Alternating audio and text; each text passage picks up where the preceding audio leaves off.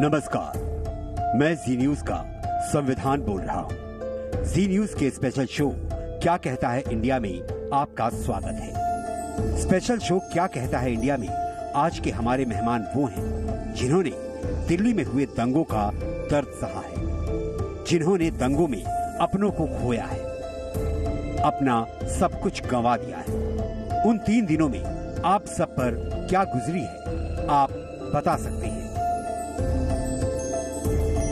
मेरा नाम अमित, मेरे घर से मेरा भाई छोटा जिसका नाम राहुल ठाकुर था, वो 22 साल का लड़का जो कि अपने घर से लंच करके और बाहर खड़ा था, घर से कुछ ही दूरी पे, मुश्किल से 5 या 7 मीटर की दूरी पे, क्योंकि वहां से कुछ गोलियों की और ईंटों की आवाजें आ रही थी, लोगों का हल्ला गुल्ला हो रहा था।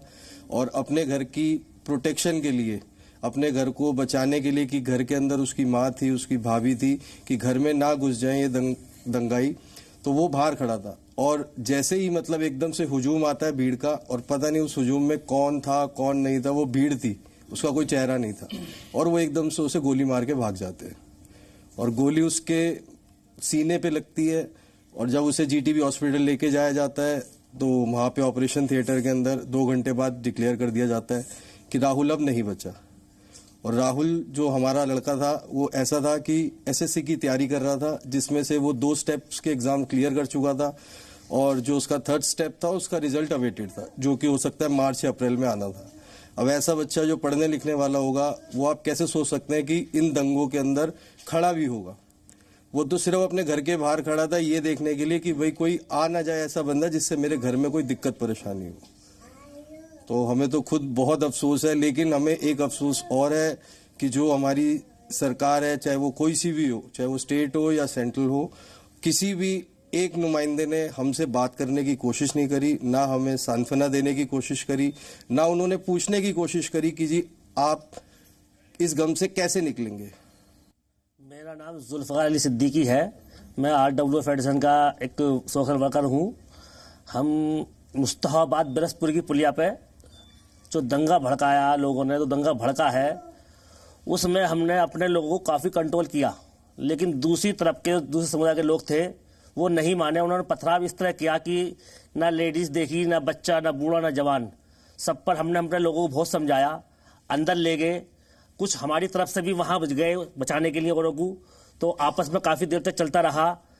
उसके बाद में पुलिस आ गई, हम आ गए अपनी तरफ को। पुलिस ने पब्लिक के साथ मिलकर उन्हें पत्थर दिए, उनसे पत्थर लगवाए, जिसमें फिर गोली चली उसके बाद में, जिसमें कि हमारे काफ़ी लड़के शहीद हो गए।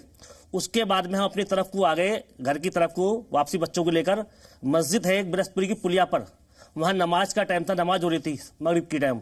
वहाँ उन्होंने घुस के, पुलिस वालों ने देखा, पहले अंदर जा गए, फिर बाहर निकल के आए वो, फिर अंदर दोबारा गए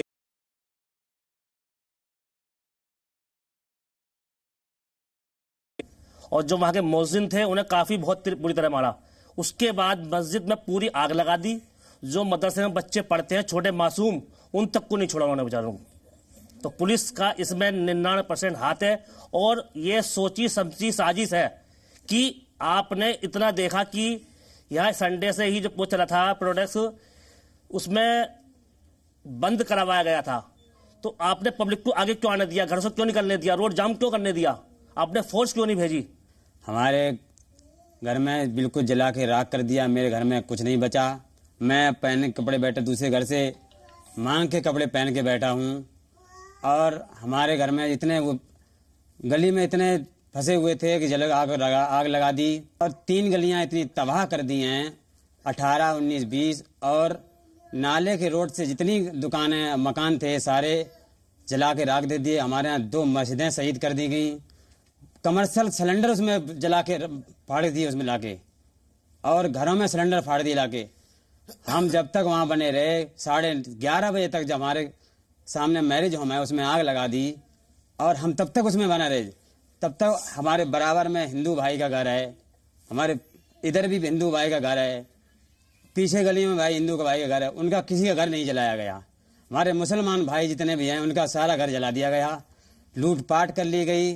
हम तो अपने छोटे छोटे बच्चों को लेके दूसरे के घर से जाके कूद के बड़ा मुश्किल से जाके निकले हैं, वो भी रात के 3 बजे। हमें ये पता नहीं था उसमें कौन था, और 50 आदमी की भीड़ थी। एक गली में घुसता तो इस गली में 50 आदमी थे, पिछली गली में घुसते तो मुसलमान भाई थे जितने, वो डर के खौफ के मारे वहां खड़े हुए। वहां से वहां पे जो फंस गया वो फंसा रहा, जिसने जान अपनी बचा ली। मेरा नाम हरी सिंह सोलंकी है और 24 तारीख को करीब 3 बजे मेरे को पता लगा कि दंगा होने की संभावना है, तो मैंने 112 नंबर पर कॉल की। तो पुलिस फोर्स लगाने के लिए मैंने कहा था कि भाई पुलिस फोर्स लगवाइए, यहाँ दंगा हो सकता है, क्योंकि दोनों तरफ से लोग तैयार हो रहे थे। क्यों, हमें सत्यता नहीं बताएंगे तो आपको पता नहीं चलेगा और हमारे देश को पता नहीं चलेगा। तो मैं सिर्फ बिहार चला गया। घर से मेरे उसी राहुल सोलंकी बेटे का फोन गया कि पापा मम्मी बुला रही है, आप आ जाओ। मैंने कि बेटा मैं रवि के आऊँ जो भूमि वाला है और मेरे को कोई दिक्कत नहीं, मैं भी आ रहा हूँ।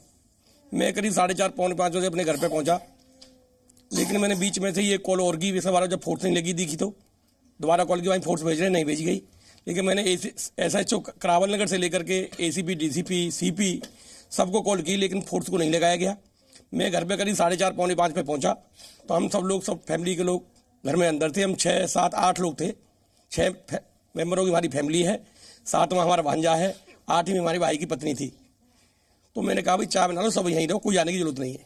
लेकिन चाय बनाते में दूध फट गया, तो करीब 5:15 5:30 के करीब 5:30 के करीब मेरा बेटा कहने लगा मैं दूध लेके अभी आ रहा हूँ पार्लेरी से दूध लेने गया।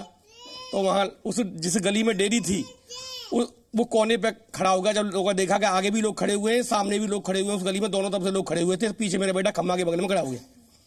दूध तो नहीं मिल सका, लेकिन उस बेटे को मेरे को मौत दे दी। मौत जो मिली उसमें हमारा राजधानी पब्लिक स्कूल, यहाँ अड्डा पाया गया है, माचिस के बंडल पाए गए हैं, खाने का सामान पाया गया है, तेजाब की थैली पाई गई है, पेट्रोल बम पाए गए हैं और करीब ना तो 8-10 हज़ार ईंट जगह जगह बिल्डरों से आई है। पुलिस ने अपनी छानबीन के मुताबिक बिल्डरों को भी डिटेन किया हुआ है और मेरे बेटे की मौत हो गई और मेरी पत्नी की तबीयत ठीक नहीं है, बिगड़ रही है और मेरी भी हालत जितनी खत्म कर दी लोगों ने। तो मैं तो ये चाहूंगा सख्त से सख्त ये माफिया लोग हैं, ये चाहे ताहिर हुसैन है, चाहे फारूक का लड़का है, राजधानी वाला है। जैसे अभी मेरे भाई ने कहा मेरे को इससे मतलब नहीं है, मेरे को 28 साल उस गली में वहीं पे रहते हुए हो गई। मैंने सबकी हमेशा मैंने मदद की है। आज तो मैं फकीर हो गया ईमानदारी के कारण, लेकिन मैंने सबकी मदद की है। कोई भी बता दे मेरे क्षेत्र का लोग मैंने मदद नहीं की हो, लेकिन मैं ये ताहिर हुसैन जैसे लोग, फारूक जैसे लोग या कपिल मिश्रा जैसे जो भी लोग हैं, हमारा सिस्टम ठीक नहीं है। सरकारें बदलती है, सिस्टम नहीं बदलता है। हमारे यहाँ तो उसी दिन उदय हो चुका था जिस दिन वोट खुले थे, उस दिन पाकिस्तान जिंदाबाद के नारे लगाए गए और जगदीश प्रधान का घर घेर लिया गया, ऑफिस घेर लिया गया। तो मैंने SHO को फोन किया करावल नगर को, मैंने फोर्स लगाइए, पाकिस्तान जिंदाबाद के नारे लगाए जा रहे हैं। तो मेरे को हड़काने लगा, तो मेरे को यह है मैं आपको अवगत करा रहा हूं और नहीं तो मैं DCP से बात करता हूं। DCP को फोन करके मैंने बताया तो 4 बस भर के DTC फोर्स पहुंची जब जगदीश प्रधान के घर और ऑफिस को बचाया गया। मैं तो ये कहना चाहूंगा ये सिस्टम कैसा है? ऐसे सिस्टम की देश को जरूरत नहीं है जो गरीबों को कुचला जाता है। ये शपथ लेने के बाद में संविधान को साइड करके लोकतंत्र को कुचलने का काम करते हैं। और हमारे अधिकारी तो उन्होंने बताया कि हम गुलाम हैं। समय समय पर हमारा मैं सोशल एक्टिविस्ट में रहता हूं, इसलिए मेरी जानकारी होती रहती है। मैंने कई बार उनसे संपर्क किया तो कहते भाई हम तो गुलाम है, ऊपर से जैसा कहते हैं वैसा ही हमें करना पड़ता है। मेरा नाम कौशल कुमार है। मैं कम से कम 25 साल से CBR पुलिया पे रह रहा हूँ। मेरी परचून की दुकान है। 24 तारीख को 3-3:15 बजे करीब मैं दुकान पे था, मेरा लड़का बाहर खड़ा हुआ था। वो कहने लगा पापा बाहर पत्थरबाजी हो रही है। मैं उसको दुकान पर छोड़कर मैंने कहा तू सामान अंदर रख। मैं मंदिर के सामने आया जहाँ पे पत्थरबाजी हो रही थी, उधर से मैं वहाँ पे गया तो वो लोग पत्थर फेंकते फेंकते मंदिर से आगे तक वहाँ मंदिर से पीछे ही थे। मैं वहीं पे खड़ा रहा, सब लोग चले गए। मैं सबसे बाद में वहां से गया, मेरा एक पत्थर पैर में भी लगा हुआ है यहाँ पे। उसके बाद जब वहां से पत्थर मारने वाले बंद नहीं हुए, मैं गली में घुस गया। गली में भी लोगों ने पत्थर मारे। मैंने सोचा चल थोड़ी बहुत देर का काम है, बंद हो जाएगा, लेकिन वो 3 दिन तक बंद नहीं हुआ वो काम। मेरे पास 2 ये जो मेरी छत पे आए हैं, 2 ये गैस के हैं या धुएं के जो भी कुछ है, ये राजधानी पब्लिक स्कूल की छत पे से गुलेल से ये फेंके गए हैं, जिनमें से धुआं निकलकर आंखों में घुसता है। और नीचे लोगों ने खड़े हुए शोर मचा के इनके ऊपर पानी डालो, तो ऊपर से पानी डाल के इनको बंद किया। उसके बाद वो 4 दिन तक चलता रहा, कोई फोर्स नहीं आई, कोई कुछ नहीं आई। मेरा कहना सिर्फ इतना ही है, इसमें जो भी कोई इन्वॉल्व हो उसको कड़ी से कड़ी सजा मिले। पूरे क्षेत्र में जांच होनी चाहिए, किसने क्या किया है, किसने क्या नहीं किया। मेरा नाम जुबैदा खातून है, अलवी हैं हम, और मेरे ससुर का नाम अजीज अहमद है। हम है ना 4 परिवार रहते हैं, 4.5 मंजिल हमारा मकान बना हुआ है, 5वां भी हमने पूरा नहीं किया वोटों की वजह से। लेकिन ऐसा हुआ 10:30 बजे के करीब सामने आग लगाई हमारे एक निसार के यहाँ। हम डर गए, एक परिवार हमारा नीचे वाला बंद हो गया, अंदर एक लड़की जवान उसमें। जब हजारों की तादाद में लोग आए, हमारे ऊपर पथराव करा, हमने भी कहा, मेरी एक 2 रांदे चिपट के रोने लगी, बाजी क्या होगा, मैंने मेहनत बच्ची हमारी जिंदगी होगी, बचेंगे वरना अपनी बच्ची के कारण कुछ भी करेंगे हम। हमने जब इतने हो गए 2 घंटे हो गए पथराव से लड़ते लड़ते, फिर मैंने सिलेंडर उठाया, मेरी बच्ची के साथ कुछ ना करे। मेरे देवर की एक लड़की है, कह रहे इस लड़की को बाहर निकालो, तुम सारी औरतों को बाहर निकालो। 3-4 औरतें थी हम उस टाइम पे वहाँ पे। मैंने कहा मैं मर जाऊंगी, तुम्हें भी मारूंगी, मैं भी मरूंगी, अपनी बच्ची को कुछ नहीं होने दूंगी। देवर की लड़की सानिया नाम है उसका। जब मैंने सिलेंडर उठाया दीवार पर रखा, जब वो इधर उधर भागे, लेकिन फिर छतों पे चढ़ गया, इधर उधर सामने हम पे इतना पथराव कर हमारे कुरान शरीफ तक शहीद कर दिए। 3 बंदे आए हिंदू नाम के, एक तो था विकास, एक था नरेश, एक था क्या कहते हैं अनिल, वो हमको निकाल के वहां से ले गए इतने लोगों में से। उसके बाद में अगले दिन 5 बजे हमारे घर के ताले तोड़े, सारा सामान तोड़ गए, सारी चीजें पैसे सब ले गए। 2 महीने बाद मेरे बच्चे की शादी थी, चीजें बनाई हमने, मेरी 2 रानियों की चीजें पैसे सब कुछ था, सब ले गए, कुछ नहीं छोड़ा। ये कपड़े भी पड़ोसियों ने दिए हमें, बिल्कुल नंगे आए वहां से, नंगे पैर, बच्चों के पैरों में चप्पल नहीं। मेरा एक देवर तो जिसकी छोटी सी बच्ची इतनी बुरी तरह रो रही, ताई बचा लो, कहाँ से बचाए, इतनी सी बच्ची है, इतनी बुरी तरह रो रही। वो तो नंगा था, नहा रहा था, बैठा हुआ कच्चे में ही भाग के गया, लोग लेके गए। वो सिर्फ 3 लोग, 1000 लोगों में से हमें। अभी बताओ हम कहाँ जाए, किसके घर जाएंगे, वहां जा भी नहीं सकते, यूं कह रहे मार देंगे तुम्हें, कैसे जाएंगे उस घर में हम। मेरे सास ससुर तो कोने में घुसे बैठे, वो बैठे मेरे ससुर इस तरह से बैठ के था, हमें कोई बचा लो, सामने लोग रहते इधर भी इधर, हाथ जोड़े, हमें क्यों मार रहे हो, कौन हो तुम, किसी ने हमारा साथ नहीं दिया। इधर से आए थे नाले पे से 3 लोग, उन्होंने हमें बचाया वहां से, ऐसे ऐसे करके आए। आज कितने दिनों का, 25 तारीख की बात है, मंगल के दिन की बात है, जब से ये हालत है हमारे साथ में। मेरे उसके छोटे वाले देवर के तो सर भी फट गया, यहाँ पे ईंट लगी, पथराव इतना करा, चारों तरफ से चील कौवों की तरह हमारे ऊपर थे कि बाहर निकालो इनकी औरतों को, इनकी बच्ची को। फिर हम क्या नहीं करते, फिर मैंने सिलेंडर उठाया, मैंने हम तो मरेंगे लेकिन तुम्हें भी मारेंगे। हमारा नाम आबिया है, अलवी है हम। हमारा भतीजा बादली से आ रहा था काम करके, हमारे भैया 2 यहाँ चचेरे और रहते हैं, उनके पास वो रहता था, काम करने गया था। वहाँ से जब आया, हमारी भतीजी दूसरी भी एक रहती, उसके लिए मिठाई विठाई लेके आ, कहने लगा हम बाजी वहाँ से आ रहे हैं। उन्होंने कहा नहीं भैया यहाँ मत आना। आ गया जब बिरजपुरी की पुलिया पे, जब उसने बताया, उसके बाद में कहने लगा कि आपा हमारे ऊपर तो पथराव हो रहा, कहने लगा भैया बाहर पीछे भाग जाओ। उसके बाद में फोन करा तो वो फोन लगा ही नहीं। हमारे भैया भाभी बिल्कुल बूढ़े हैं, और दूसरा लड़का है उनका, उसकी 5 लड़कियां हैं, वो उनका कोई सहारा नहीं कर सकता। दूसरा है उसके भी 3 बच्चे हैं, वो भी कोई सहारा नहीं कर सकता। एक लड़की उनकी बैठी हुई है घर में, और यहीं पे रहता था मुस्तफाबाद में। अब हमारे भैया भाभी बताओ क्या करें, उनका तो बुढ़ापे का सहारा छीन लिया। अब हम किसको कहें, किसने मारा किसने नहीं मारा, जिसके भी मरे उनका सबका ही दुख है। सबको, हर गरीब आदमी अपनी औलाद को खून के बूंद से पालता है।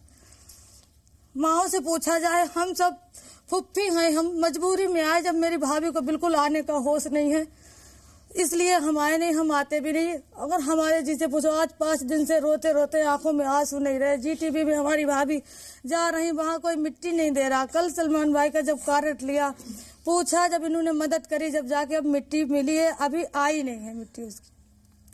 अब हम किसको कहें बताओ। हम तो ये सोचना चाहते कि हिंदू मुस्लिम सब भाई भाई हो, ये दंगा मत हो। शिवम है मेरा नाम, मैं शिवविहार में रहता हूँ। रोज की भांति मैंने अपनी गाड़ी 24 तारीख को शिवविहार की पुलिया पे पार्किंग बढ़ती है, जिस गाड़ी से मैं रोज अपने बच्चों को स्कूल छोड़ के आया करता था, अपने माता पिता को अस्पताल लेके जाया करता था, अपने काम किया करता था, वो मैंने ये भाई पार्किंग में सामने बैठे इनकी पार्किंग में लगा कर मैं गया था, क्योंकि मुझे बताया कि आगे दंगा हो रहा है, आप यहाँ से पैदल ही चले जाइए। बाइक पे जाति पूछकर, धर्म पूछा जा रहा है कि आपका धर्म क्या है। तो मैं पार्किंग में गाड़ी लगा के वहां से चला गया। अगले दिन मुझे पता लगा कि मेरी गाड़ी में आग लगा दी दंगाइयों ने। शिवविहार की पुलिया पे एक स्कूल है, जिस स्कूल का नाम राजधानी पब्लिक स्कूल है, फारूक फैजल उसके मालिक हैं। उस छत पे, जैसे सब लोग मीडिया में देख रहे हैं, ताहिर की छत पे पेट्रोल बम थे, रोड़े थे और जितने तेजाब थे, उस छत पे मुस्लिम समुदाय के लोग सब लोग चढ़े हुए थे। वो 4 मंजिल का स्कूल था और मुस्लिम समुदाय के लोगों ने वहां अल्लाहू अकबर के नारे लगा रहे थे और एक ही नारा था उनका कि पाकिस्तान जिंदाबाद, पाकिस्तान जिंदाबाद। और वो वहां से भयंकर पथराव कर रहे थे और वहां मेरे अलावा 2 पार्किंग थी, 100 गाड़ी और दूसरी गाड़ी, और वहां जिन दुकानों पे नो एनआरसी नो सीए लिखा था उन दुकानों को छोड़ा गया और जिन दुकानों पे नो एनआरसी और नो सीए नहीं लिखा था उनको जानकर आग लगा दी गई। आज हमारे सभी वहां भाई आज परेशान है, सब अपने बेरोजगार हो चुके हैं। और ये 24 तारीख के 2:30 बजे से दंगा शुरू हुआ, 25 तारीख को रात को 11:30 बजे तक चला है कंटिन्यूसली। फोर्स जैसा कि सोलंकी साहब ने बोला, कितनी सारी कॉल मोमडन भाइयों ने भी करी होंगी, कितनी सारी कॉल हम लोगों ने भी करी, कोई फोर्स कोई कहीं से किसी पुलिस की कोई सहायता नहीं आई। लगातार नॉन स्टॉप गोलीबारी, पेट्रोल बम्स और पत्थर गुलेल से जो मारे गए थे, ये सब कंटिन्यूसली चला। 25 तारीख को 4:30 बजे के आसपास 5 मिनट के अंदर अंदर मेरे पास में 3 कैजुअलिटीज बुलेट की आई।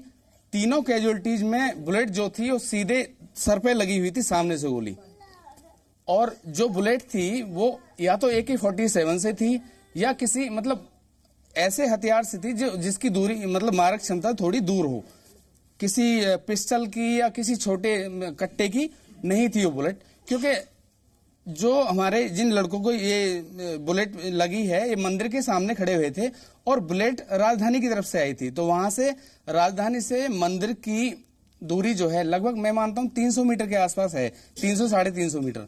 तो ऐसा लगता है बुलेट देखने से ऐसा लग रहा था जैसे ये प्लान करके किसी शूटर को बुलाया गया है। क्योंकि नॉर्मली अगर बुलेट कोई भी चलाएगा नॉर्मली 5 मिनट के अंदर 3 लोगों को सर के अंदर गोली नहीं मार सकता। 2 लड़कों ने मेरे हाथों में दम दिया है, तीसरे लड़के को मैंने GTV भेजा, उसने वहां जाके वो मतलब एक्सपायर हो गया, डेथ हो गई इस लड़के की। और बहुत सारी कैजुअलिटीज हुई हैं, लगातार हम लोग लगे रहे हैं वहां पे जितना हमसे हो पाया। 50 से 60 बच्चों को हमने नॉर्मली फर्स्ट एड देके, ड्रेसिंग्स करके, स्टिचेज लगा के उन सबको भेजा, घर पे भेजा। जो ज्यादा दिक्कतें थी, ज्यादा सीरियस बच्चे थे उनको, क्योंकि रास्ते सारे ब्लॉक्स थे, कहीं से जाने का रास्ता नहीं था, एम्बुलेंस आ नहीं रही थी, जैसे तैसे किसी को ऑटो के अंदर डाल के, किसी को बाइक पे बिठा के हॉस्पिटल भेजा गया। अभी भी एडमिट हैं कुछ बच्चे।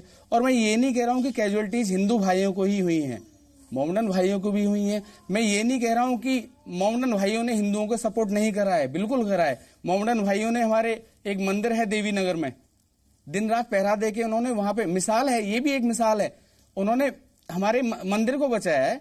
हमारे हिंदू भाइयों के कुछ घर थे उनको बचाया है हमने। मेरा क्लिनिक वहां पे है, तो नेचुरल सा है कि मोमडन पेशेंट भी हैं, हिंदू पेशेंट भी हैं, सभी लोग भाइयों की तरह रहे हैं वहां पे। मेरे 50 दोस्त हैं मेरे मोमडन। मेरा नाम सलमान सिद्दीकी है, मैं 9 साल से समाज सेवा में लगा हुआ हूँ। अभी मेरे 3 दोस्त एक्सपायर हो गए हैं और 2 दोस्त मेरे नहर पे की तरफ से आ रहे थे और उनके फादर के पास उनकी कॉल आई कि मैं आ रहा हूँ। अपनी नानी के घर से आ रहे थे वो, उनकी नानी की तबीयत सीरियस थी, उनको देख के तो उनको बोला गया कि आप नहीं आइए, यहाँ का जो माहौल खराब है, फिजा खराब है। तो कहने लगे नहीं यहाँ ठीक है, हम आ रहे हैं। और उसके बाद वो नहर तक आने के बाद में वो कॉल ही नहीं आती है, उनका फोन भी स्विच ऑफ हो जाता है और नेक्स्ट डे उनकी बॉडी नाले के अंदर मिलती है दोनों की। ये छोटे छोटे जो दंगे हो रहे हैं, ये गवर्नमेंट क्या अंधी और बहरी हो गई है जो इस बात को नहीं देख रही है और 3 दिन तक फोर्स नहीं लगाती है गवर्नमेंट? क्या ये गूंगी बहरी सरकार हो गई है? और एक साथी को देखिए, एक लड़का जो बार बार जय श्री राम के नारे लगा रहा था जोर जोर से और बहुत गंदी गंदी गाली दे रहा था, हमारी माँ बहनों को भी दे रहा था, हम लोगों को भी दे रहा था, उकसा रहा था। वो हमने नेक्स्ट डे उसको चांदबाग के अंदर पकड़ लिया था, पब्लिक ने पकड़ लिया था, पब्लिक ने उसको पकड़ा। उसको पकड़ने के बाद में वो उसको मार देते, लेकिन हमने वहां से छुड़ा के अपनी जान पे खेल के उसको एक घर के अंदर घुसाया। घर के अंदर घुसा के फिर उसको जो है हमने 100 नंबर कॉल की, 1.5-2 घंटे बिठाए रखा। उसके बाद में हमने पुलिस को दिया उसको, तो हमने सेफली उसको दिया, बिल्कुल एक उंगली तक टच नहीं होने दी। तो ये भी मिसाल है कि हमने कितने लोगों को बचाया। हमारे रिजवान भाई हैं, रिजवान भाई ने जो है एक पत्थर मार रहा था, पत्थरबाज को उसको वो पकड़ लिया, पब्लिक ने उसकी ड्रेसिंग वगैरह की। ड्रेसिंग करने के बाद में उसकी मदर को बुलाया, वहां से मदर को बुलाने के बाद में उनको दिया और बताया ये इस तरह से दंगा कर रहा था। बयानपुरे पे जो मजार था उसके अंदर पेट्रोल डाल के आग लगाई गई। और भी बहुत सारे केसेस हुए। हमारे यहाँ 3 मंदिर है, मैं आपको बता दूं तो एक मनकामेश्वर मंदिर मेरे गली के बगल में ही है। तो मनकामेश्वर मंदिर के पंडित जी से भी हमारी डेली वहां पर उठना बैठना है। बात ये हुई कि वहां पर तीनों मंदिर सेफ हैं, बिल्कुल किसी मंदिर में हमने आज तक नहीं आने दी, और वहां पर मस्जिदों के अंदर आग लगा दी गई। मुझे दुख है। मेरी चांदनी चौक में शॉप है, मैं चांदनी चौक से लौटते में 5वें पुस्ते और खजूरी के बीच में मेरे को रोक लिया गया और मेरा नाम लेके, शायद वो मुझे जानते थे, मेरा नाम लेके सलमान सिद्दीकी समाज सेवा का आज तेरी सारी समाज सेवा निकालेंगे, मुझे लाठियों से पीटा पुलिस के सामने। इसके अंदर पुलिस का इतना हाथ था कि पुलिस वाले सामने खड़े होकर पिटवा रहे हैं। तो ये जो है, ये मेरे हाथ में लगी है, ये मेरे कमर में लगी है, यहाँ भी लगी है। दिल्ली ने 3 दिनों में बर्बरता देखी है। चांदबाग में अंकित शर्मा तो सिर्फ अमन चैन चाहते थे। तो मेरे भाई ने दोनों पार्टी को समझाया, कुछ हिंदू पक्ष को समझाया उसने कि भैया पीछे हट जाओ, उधर से फायरिंग हो रही है और माहौल शांत करो। दंगाइयों को समझाने की अंकित शर्मा ने कोशिश की।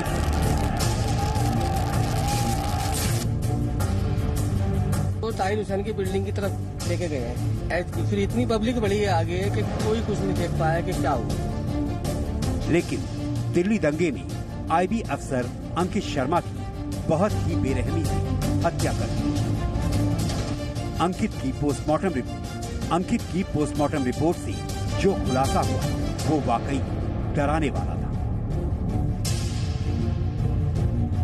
अंकित शर्मा के शरीर पर चाकुओं से 400 से ज्यादा वार किए गए।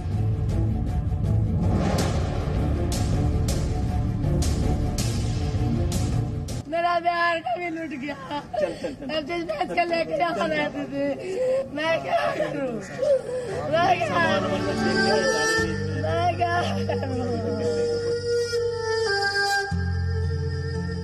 रोती बिलखती, मानसिक रोगी की तरह सलूक करती, ये हैं दिल्ली के चांदबाग इलाके की शहनाज। दंगाइयों ने इनके घर को जला दिया। पति की आमदनी का जरिया ऑटो रिक्शे को भी दंगाइयों ने नहीं छोड़ा। मेरे घर में लूट के सब सामान लेके चलो, मैं दिखाने के लिए तैयार हूँ। मैं पानी क्या पीऊं भाई? अदालत में मैं क्या दूंगी? गवाह बहू दिया 5 लाख का डिमांड, मैं क्या दूं? मेरा 5 लाख का संपत्ति, मेरी बहू का सड़क। मैं पागल हूँ, डॉक्टर को मुझे मार दो इसी जगह। मैं राहुल सोलंकी का मामा दीपक सिंह।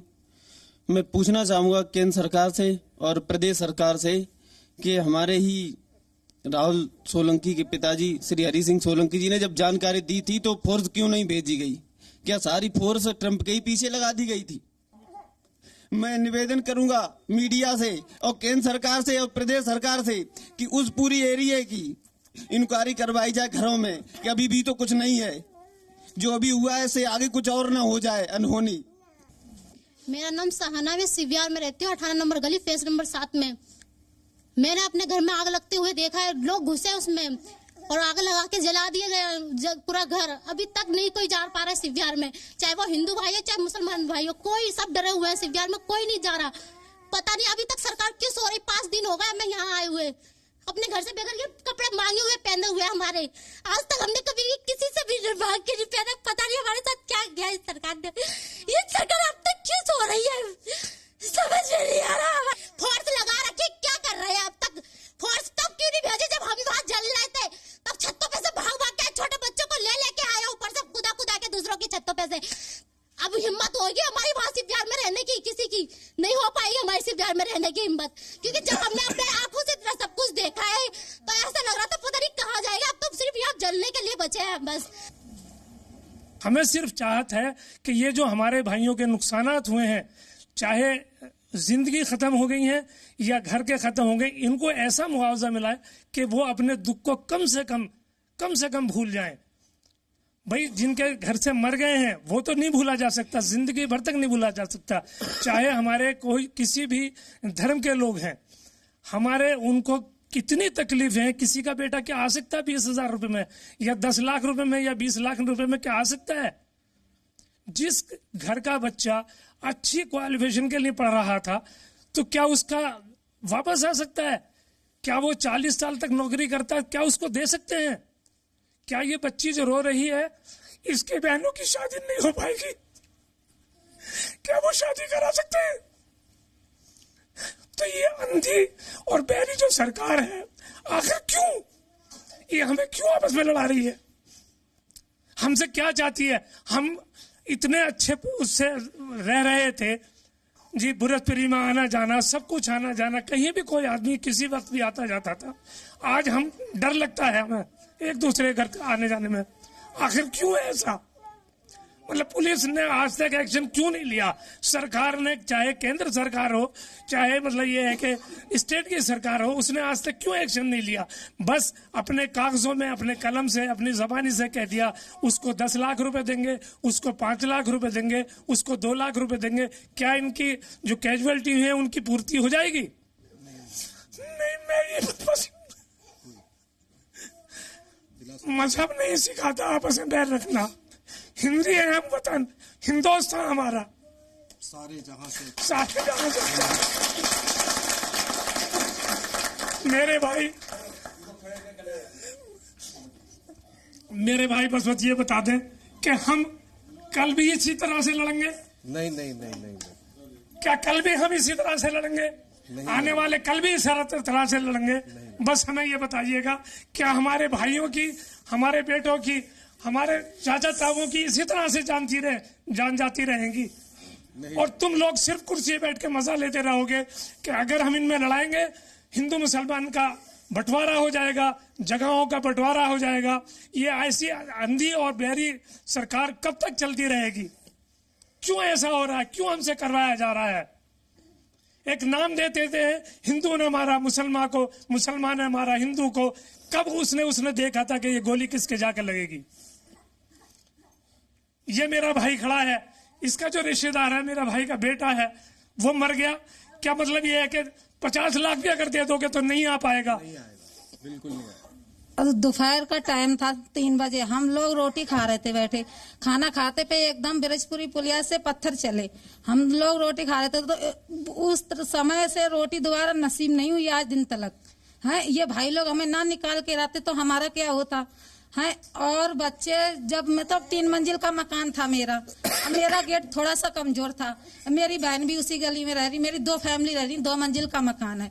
मैंने अपनी बहन के घर चले गए। मैंने सोचा इनके घर पे मजबूत गेट है तो बस जाएंगे शायद। हाँ, वहां से जब हम लौट निकले तो पता नीचे आग लगाई। मैं दूसरी मंजिल कमरे में चढ़ गए। जब फिर दूसरी मंजिल पे आग पहुंची, तीसरी मंजिल पे चढ़ गए। तीसरी मंजिल छत पे जाके मैंने अंदर से कुंडी बंद कर ली। 3 फैमिली हम रुके थे वहीं, तीनों बहने हैं, हम अपने अपने घरों में रह रहे हैं।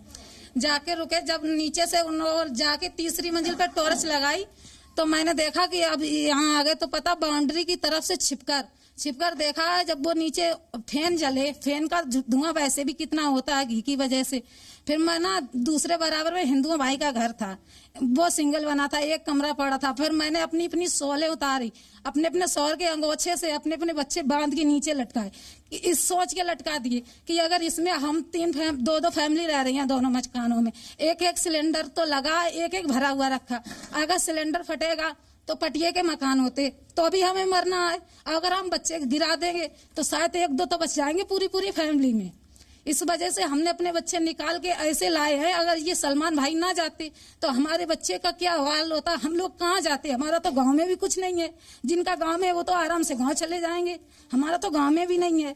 हमें तो यहीं रहना है। हमें इंसाफ चाहिए, हमें इंसाफ दिलवा सरकार से। मैं भी सरकार से बोलना चाहती हूँ, मेरे छोटे छोटे बच्चे हैं, सारे स्कूल जाने के लिए रो रहे हैं। सबके बैग कॉपियां सब जल चुकी हैं। मेरे बच्चे कहते हैं मम्मी बुकें कहाँ हैं? सारी बुकें जल गई हैं। बताओ मैं कैसे अपने बच्चों को भेजूं? मेरे घर की इंक्वायरी हो और मेरे घर की स्थिति देखी जाए, उसके बाद मुझे इंसाफ चाहिए। मैं अपने बच्चों को लेकर कहीं नहीं जाऊंगी, सिर्फ बिहार की रोडों पे रहूंगी, लेकिन इंसाफ चाहिए मुझे, सरकार से इंसाफ दिलाया जाए। इनकी एक्स गर्लफ्रेंड ने इनसे इसी गाड़ी में ब्रेकअप किया। अब ऐसा इंसान आरसी ट्रांसफर के लिए लाइन में खड़ा हो? नेवर। पगले, खुशी के आंसू। कार देखो गाड़ी स्टोर पे मिलेगा बेस्ट प्राइस, साथ ही 11,000 रुपए तक का कैश बोनस भी। बस कार देखो ऐप पर स्टोर का अपॉइंटमेंट बुक करो। ले आइए उकाया होम इन्वर्टर बैटरी। इसकी एडवांस ट्यूबुलर टेक्नोलॉजी देती है quick recharge and longer backup. Ukaya, never stop India.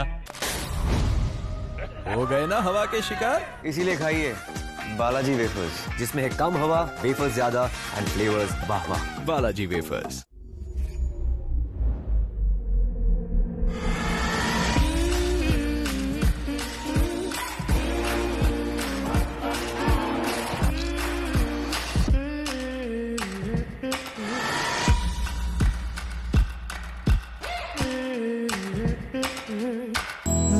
छोटे से ये जिंदगी से भरे, इन्हें हाथों में भर ले और जी ले जरा। छोटे छोटे लम्हों का अनोखा सफर, कमला पसंद, अनोखा स्वाद। शादी हो रही है भाई की, तो सिंगल बेड कर दिया OLX। ले लिया सिंगल बेड OLX से। शादीशुदा होना कभी कभी बाहर भी सोना पड़ता है। OLX पे तेरी भी हैप्पी, मेरी भी happy. OLX, download the app. प्रायोजक हैं LIC, सबसे पहले life insurance, MG Motors India, Honda SP 125, strictly for the advanced, और एप्को, सिंप्लीफाइंग लाइव्स।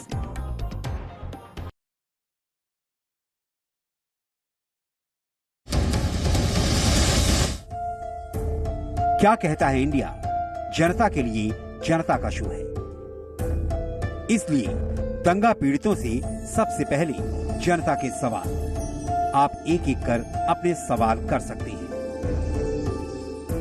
जो स्कूल की उन्होंने जिक्र की, स्कूल से अनैतिक कार्य किए गए और पत्थरबाजी भी की गई और गोली भी चलाई गई, लेकिन आपने बताया कि वहां से ऐसा कुछ नहीं हुआ है।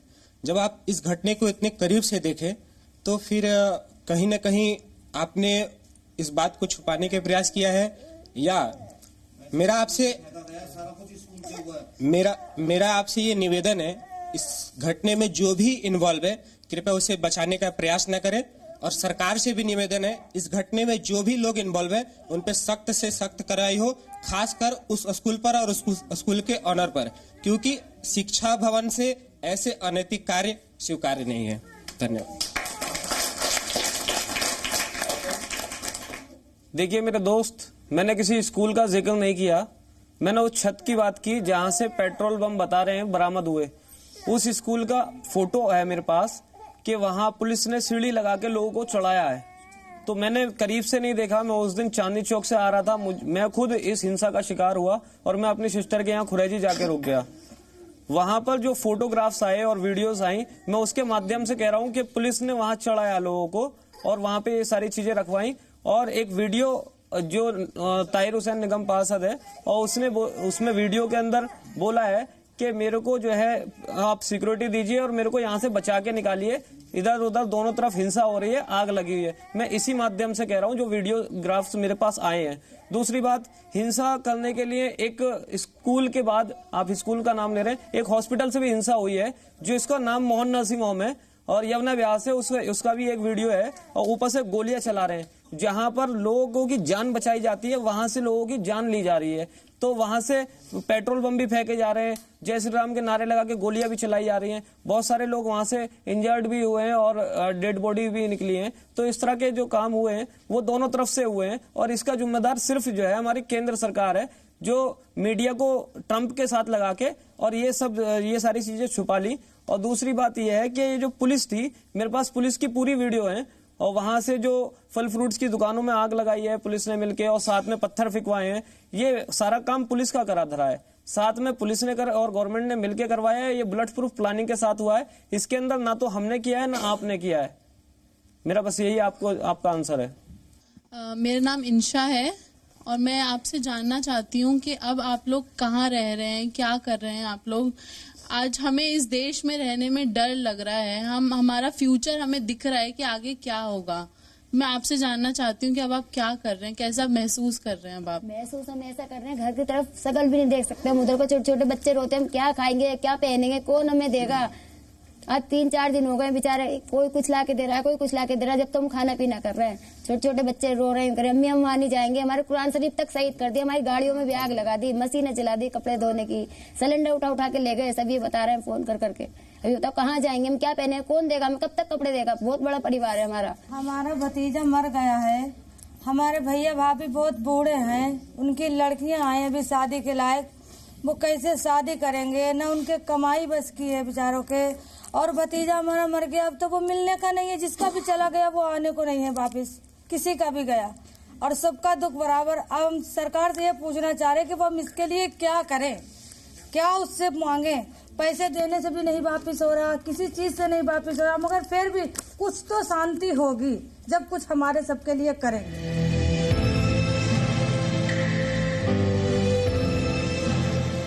दिल्ली शहर के हालात अब सामान्य हो रहे हैं, लेकिन जिन परिवारों ने अपना सब कुछ खो दिया है उनके हालात शायद ही कभी सामान्य हो।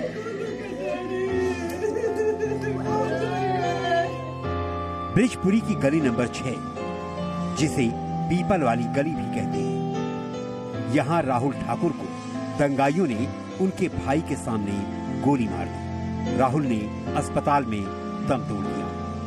भाई मेरे बगल में खड़ा था बिल्कुल। अच्छा। वो बिल्डिंग है, सफेद वाली बिल्डिंग है यहाँ पे, जूतों जिसमें आग लग गई है। फैसल करके कुछ नाम है उनका, वहाँ उसमें से गोली आई है। हमने उधर ही देखा, साउंड क्योंकि उधर से ही आया था, हमने उधर देखा। हमें क्या पता हमारे भैया के लगे, हमें भैया ने देखा, फिर गिर के भैया बस जमीन पे गिर गया।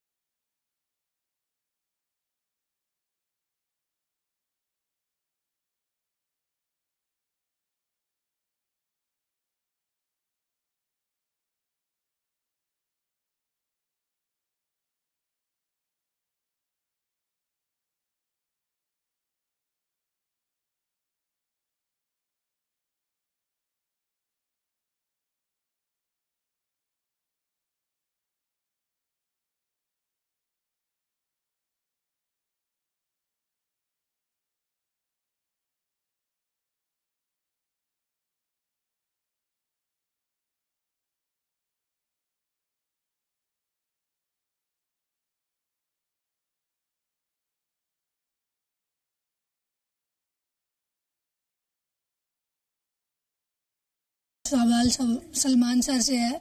आपने बोला सर कि आपने कुछ वीडियोस देखी हैं और कुछ वो देखे हैं जिसमें वो आया है स्कूल की तरफ से। सर ने बोला स्कूल की तरफ से आया है, आपने बोला नर्सिंग होम की तरफ से आया है। तो आप ये मतलब एक हिंदू वर्सेस मुस्लिम में वो जा रहा है, ये आपका जो मैसेज जा रहा है, आप हिंदू वर्सेस मुस्लिम कर रहे हो इस चीज को। आप उन्हें ये बोल रहे हो कि अगर उन्होंने ये बोला है कि वहाँ से स्कूल से हुआ है, जिनके ओनर एक मुस्लिम फैमिली से आते हैं, और आप उस चीज़ को इसी चीज़ में डिफेंड कर रहे हो कि अगर वहाँ से हुआ है तो उसमें भी हिंदू क्लिनिक से भी ये चीज़ हुई है। तो आप इस चीज़ को डिफेंड क्यों कर रहे हैं इस तरह से? आप ये क्यों नहीं बोलते कि दोनों चीज़ें गलत हैं, चाहे वो उसके ओनर हो, क्लिनिक के ओनर हो या फिर उसके जो स्कूल से आया या जो आपका नर्सिंग होम से आया, सब वीडियोग्राफ्स हैं और सब उसको जो है जस्टिफाई किया जाएगा, उसके बाद ही जो फैसला आएगा कोर्ट का। लेकिन मेरी बात सुनिए, अगर मेरे अंदर हिंदू मुस्लिम वाली बात होती तो मैं हिंसा का शिकार हुआ हूँ, मैं पिटा हूँ, मेरी कमर में भी चोट है, उसके बावजूद एक लड़का पकड़ा जाता है चांदबाग के अंदर, उसको जो है जो एक दिन पहले नारे लगा रहा था जय श्री राम के, और उसने पेट्रोल पंप वगैरह बोल रहा था ना, पेट्रोल पंप पे आग लगा दिया, दुकानों में आग लगा दी है और आ जाओ सब आ जाओ। सारे हिंदू भाई आ जाओ, तो वो इस तरह से कह रहा था। इतनी हिंसा के बाद वो हमें गालियां दे रहा था, उसके बावजूद हमने उसको पकड़ के और एक ऊपर कमरे में ले जाके उसको प्यार से बिठाया, पानी पिलाया, उसके बाद 100 नंबर फोन करके पुलिस को दिया, उसकी वीडियोग्राफी की हमने पुलिस को देते हुए सही सलामत। जब हम उसको सही सलामत बचा के पब्लिक से लेके जा रहे हैं इतने हिंसा करने वाले को, तो एक बात बताइए, हमारे अंदर हिंदू मुस्लिम वाली तो बात ही नहीं है, वो हिंदू भाई को हमने बचाया है। मेरा नाम कीर्ति है। जैसे कि अभी हमने आपकी इस दर्द भरी कहानी को सुना, तो मैं अमित सर आपसे पूछना चाहती हूँ कि जैसे आप लोग बता रहे हैं कि जिस तरह से चेकिंग हो रही थी और जिस तरह के वहाँ पे हालात थे, तो अभी वहाँ पे कैसे हालात चल रहे हैं? क्या सिचुएशन अभी वहाँ पे अंडर कंट्रोल है या फिर दोबारा से इस तरह के दंगे होने के फिर से आसार हैं? अंडर कंट्रोल है जब तक कि वहाँ पे पुलिस तैनात है, जब तक कि वहाँ पे फोर्स तैनात है। उसके बाद हमें नहीं लगता है कि ये चीज इतनी जल्दी शांत हो जाएगी, क्योंकि अभी लोगों के दिमाग शांत नहीं है। हर किसी के अंदर यही है कि भाई मतलब ऐसा कैसे हो गया, क्योंकि ये ना अब हिंदू वर्सेस मुस्लिम हो गया है ये। तो इसलिए इस चीज को शांत करने के लिए जब तक गवर्नमेंट आगे नहीं आएगी, गवर्नमेंट का कोई नुमाइंदा आगे नहीं आएगा। कितने एरिया के अंदर हुआ दंगा? मुश्किल से 5 किलोमीटर है। अगर अरविंद केजरीवाल जी ले लीजिए, मोदी जी ले लीजिए, कोई भी ले लीजिए, अगर 2 मिनट का भी समय हर घर में देना, तो अभी आपके चैनल के मुताबिक या जिस भी मीडिया के मुताबिक 40 से 42 मौतें हुई हैं। 2 घंटे भी नहीं लगते, लेकिन वो 2 घंटे उनके ऐसे काम कर जाएंगे कि आने वाले 10 साल, 15 साल, 20 साल लोगों के दिमाग में ये चीज नहीं रहेगी। लेकिन उनको वो स्टेप उठाने के लिए क्या है, अपना जो सेल्फ है और अपनी ये छोड़नी पड़ेगी जो वो नहीं छोड़ना चाहते। तो इसलिए जब तक वो आगे नहीं आएंगे कुछ नहीं होगा।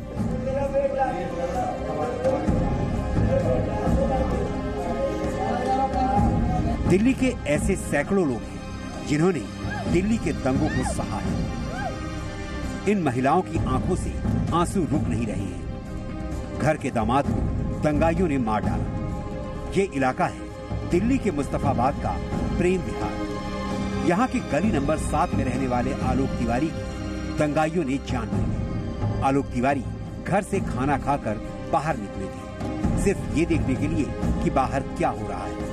इतनी ही देर में दंगाइयों ने आलोक को अपना शिकार बना लिया। शिव विहार के प्रेम विहार इलाके के गली नंबर 7 में आलोक तिवारी की भी इस दंगे में मौत हुई है।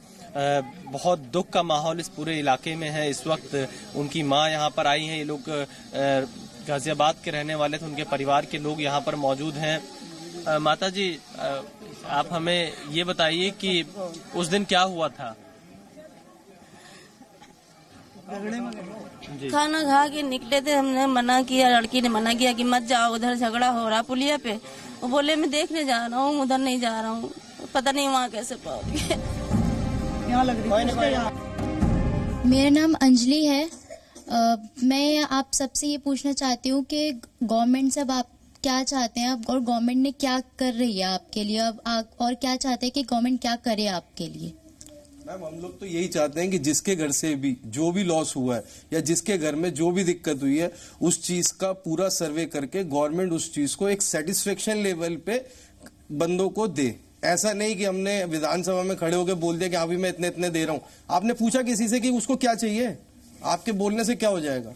मेरे को नहीं चाहिए पैसा, मेरे को उसके घर के अंदर रोजगार चाहिए जो वो लेने वाला था। जो लड़का एसएससी क्लियर करके जस्ट एक स्टेप दूर है अपनी जॉब से और वो लड़का चला गया, तो उसके घर का काम कैसे चलेगा? उसके फादर रेलवे पुलिस के अंदर है। जिस दौरान उस लड़के के साथ ये हादसा हुआ, वो अपनी सेवाएं भारत सरकार को दे रहे थे जगाधरी में बैठ के, जो कि हरियाणा के अंदर पड़ता है। सोचो उस बाप पे क्या बीतेगी कि मैं तो सेवा कर रहा हूं देश की और मेरा ही बच्चा सेफ नहीं है। तो उस चीज को गवर्नमेंट को समझना चाहिए। मेरा नाम मोहम्मद आसिफ है, मैं भगड़ती विहार में रहता हूँ। तो मेरा सवाल दिल्ली पुलिस और सादा डीसीपी से है। दिल्ली पुलिस से ये सवाल है कि मैंने 100 कॉल करी, 100 बार कॉल करी मैंने, कि कभी तक कोई सुविधा नहीं मिली। फिर मैं डीसीपी को मैंने कॉल करी कि सर यहाँ पर दंगा हो रहे हैं, सर हमारे घर पथराव हो चुके हैं। सर ने कहते हैं कि फोर्स आ रही है, आप वेट करिए। फोर्स आ रही है। उन्होंने मेरा नंबर ब्लॉक कर दिया।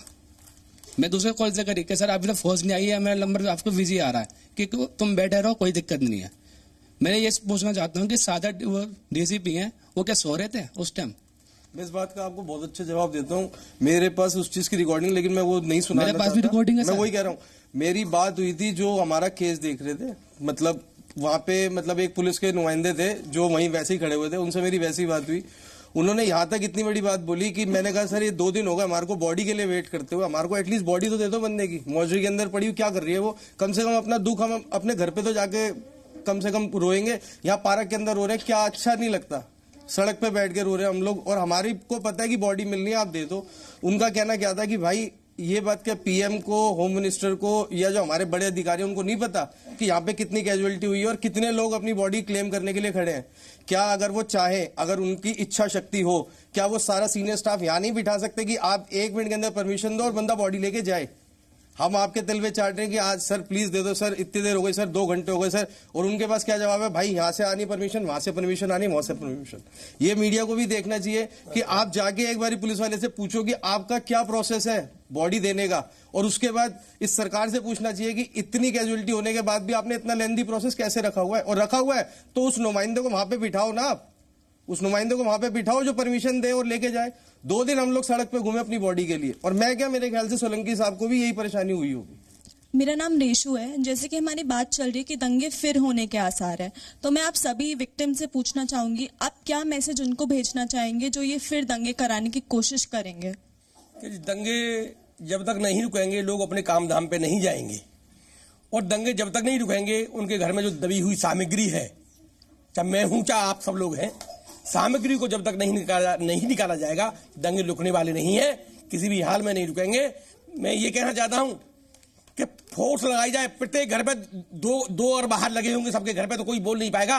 तलाशी ली जाए, हम हो चाहे आप हो, हमारा देश का कोई भी व्यक्ति है, दिल्ली का कोई भी व्यक्ति है, किसी धर्म मजहब का है, हमारा भाई है, सबके घर की तलाशी ले लो। जिनके घर में हथियार पाए जाते उन्हें फांसी की सजा देनी चाहिए। फांसी अगर कम दी तो हमारे जो 42 बेटे और भाई मरे उनको न्याय नहीं मिल सकता, और आगे भी होता रहेगा ऐसा।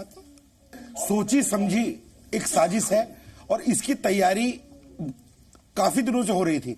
केवल एक वेट कर रहे थे कि भाई शाहीन बाग कोई जा क्यों नहीं रहा, जाफराबाद कोई जा क्यों नहीं रहा, मुस्तफाबाद कोई जा क्यों नहीं रहा। तो वो लोग एक मौका ढूंढ रहे थे कि भाई ट्रंप आएगा और पूरी फोर्स वहां लगी होगी और हमें दंगे कर रहे हैं, और उन्होंने पूरी प्लानिंग के साथ, आप लोग मीडिया पे देखोगे, हमारे पास वीडियो है, पूरी प्लानिंग के साथ पत्थर इकट्ठे करे, पेट्रोल बम इकट्ठे किए, जगह निश्चित की, और पूरी प्लानिंग के साथ उन्होंने केवल वो 2 दिन, आप वो देखोगे कि 2 दिन जो अमेरिका के राष्ट्रपति ट्रंप रहे, 2 ही दिन दंगे हुए, तीसरे दिन दंगे क्यों नहीं हुए? क्योंकि उनकी जो थी प्लानिंग, वो पूरी प्लानिंग ये दिखाने की थी शाहीन बाग में, मुस्तफाबाद में, जाफराबाद में, कि हाँ ये दंगे मतलब ये पूरी प्लानिंग से हुए हैं। मेरा नाम शाहनवाज है। मैं कहना चाह रहा हूँ जो सीए के नॉन समर्थन में बैठे हैं शाहीन बाग में, जैसे 75 दिन से करीब 75-80 दिन हो गए, तो जब से तो दंगे हुए नहीं, जिस दिन से इसके समर्थन में आए सीए वाले उस दिन दंगे क्यों हुए? जिस दिन से, क्योंकि जैसे शाहीन बाग को जाम किया था, इसी प्रकार जाफराबाद को भी जाम करने की कोशिश की, इसी प्रकार चांदबाग को भी जाम करने की कोशिश की। एक आम जनता, जो दिल्ली की जनता, आम जनता 50 किलोमीटर, जो नोएडा की जनता 50 किलोमीटर पार करके जो वहां पे परेशान थी, वो इसी प्रकार ये सारे दिल्ली को ब्लॉक करना चाहते थे। केवल कपिल मिश्रा ने ये कहा कि हम ये रास्ता खुलवाने के लिए यहां बैठे हैं, ये उन्होंने बिल्कुल नहीं कहा कि हम यहां दंगा करने के लिए बैठे। इसके बाद जो चांदबाग में सबके पास वीडियो है, दिल्ली पुलिस को जो आज आरोप लगाया था, दिल्ली पुलिस वालों को भी भगा के मारा है, वहां के आम लोगों को भी भगा के मारा है, टारगेट करके पेट्रोल पंपों में आग लगाई है। ये सब जानते हैं कि चांदबाग से जो लोग, आज मेरे पे वीडियो है और वो वीडियो मैंने खुद जाके बनाया, खुद मेरे फोन से वीडियो है, खुद हिंसा जारी हुई है। ये हिंसा पूरी प्लानिंग थी कि भाई जब ट्रंप आएगा तो सरकार वहां बिजी होगी और हमें दिखाना है कि ये दंगे, ये सोची समझी साजिश है। जो दंगा पीड़ित हैं लोग, उनको मैं चाहता हूं कि जो घर में बेचारे खत्म हो गए हैं, अगर उसके घर में कोई बहन या भाई है छोटा बड़ा और वो ग्रेजुएट है, जिस लाख भी है उसको नौकरी भी दी जाए मुआवजे के साथ साथ, सभी धर्म में। मेरा ये वक्त कहना है सरकार से। सर मैं वहाँ रहने से डर रहा हूँ, वहाँ पे इतनी दहशत फैली हुई है कि मैं मौजूद था वहाँ से 24 घंटे में रहते हुए वहाँ सुबह 5 बजे निकल के आया हूँ। सारा माजरा मेरी आंखों से देखा हुआ है, अपने घर में आग लगते हुए देखी है, घरों में आग लगते, सामने आग लगते हुए देखी है, जय श्री राम के, मैं हिंदू मुस्लिम नहीं बता रहा हूँ, जो मैंने अपने कानों से सुना है वो मैं बता रहा हूँ। ये है हाथ जोड़ के, अब हम ये बताओ कहाँ जाएंगे, मेरे बच्चे स्कूल कैसे जाएंगे, मेरे बच्चे जो बड़े बड़े कामों पे कैसे जाएंगे, क्या खाएंगे। हम घर जाने से बहुत डर रहे हैं, बहुत ज्यादा डर रहे हैं। किसके घर में रहेंगे हम, पूरा परिवार हमारा धड़कों पे पड़ा है, कोई कहीं पड़ा है, कोई कहीं पड़ा है, ये बताओ। जी मैं यही कहूँगा, अपनी तरफ से एक मैसेज देना चाहूँगा कि जिस तरह से पहले तो मैं एक पहल करूँगा कि जो मेरे भाई हैं सब, ये हम पहले जो भाईचारा है इस तरह से जैसे पहले बना हुआ था इसी तरह से बना रहे, और जब तक ये भाईचारा नहीं बनेगा तो हम देश में कैसे रह पाएंगे। इस भाईचारे को दोबारा कायम करने की बात की जाए, और जो हमने ये तानाशाह सरकार चुनी है आगे से ये ऐसी गलती ना हो कि सरकार जो है 3 दिन तक सोती रहे और दिल्ली जलता रहे। ये दिल्ली देश की राजधानी है और देश की राजधानी से पूरे हिंदुस्तान में मैसेज जाता है। आज हम इस मंच के माध्यम से ये कहना चाहेंगे, जो हमने समाज सेवा की है, लोगों को दंगों से बचाया है, इनको भी बचाया हमने, मुस्लिम समुदाय को, और उनको भी बचाया है जो हिंदू समुदाय के लोग जो वहां फंस गए थे। मैं मुस्लिम भाइयों से भी अपील करना चाहूंगा और हिंदू भाइयों से भी कि जो असामाजिक तत्व हैं जिनकी वजह से ये सारी चीजें हुई हैं, उन लोगों को ट्रेस करिए। अगर कोई हमारे, मैं कहूंगा जैसे मॉडर्न एरियाज में कोई लड़के कुछ ऐसे असामाजिक तत्व हैं कि वो कुछ दंगा फसाद करना सोच रहे हैं, प्लानिंग कर रहे हैं और हमें पता चला है, उन्हें इमीडिएट पुलिस को इन्फॉर्म करिए, आपस में उन्हें कैसे भी करके उन्हें संभालिए, समझाइए, डराइए, धमकाइए, पुलिस को हवाले करिए, उन्हें जेल भिजवाइए। और मैं ऐसे ही यही सब चीज सारी अपील सब हिंदू भाइयों से करना चाहूंगा कि जो असामाजिक तत्व हैं उन्हें भी रोका जाए। के माध्यम से मैं दिल्ली सरकार और केंद्र सरकार दोनों से अपील करना चाहता हूं कि जिन लोगों की इस दंगे में भागीदारी रही है, जिन लोगों की इस दंगे में हिस्सेदारी रही है, इसकी निष्पक्ष रूप से जांच हो, चाहे वो किसी भी धर्म से है, किसी भी समुदाय से है, और एक ये प्रक्रिया कि ये जो दंगे जहां हुए वहां कौन से विशेष समुदाय के लोग ज्यादा रहते हैं, ये दंगे वहीं हुए, इसकी भी जांच हो। क्या कहता है इंडिया में आपने दिल्ली दंगों में अपना सब कुछ खो चुके परिवारों का दर्द सुना। जी न्यूज की संवेदना इन सभी परिवारों के साथ है। दर्शकों से अपील है कि अफवाहों पर ध्यान न दें और राजनीतिक सोच बनाने के दौरान आप समाज के हर पहलू के बारे में सोचें। आपकी राजनीतिक चेतना को जागृत करना जी न्यूज का दायित्व है।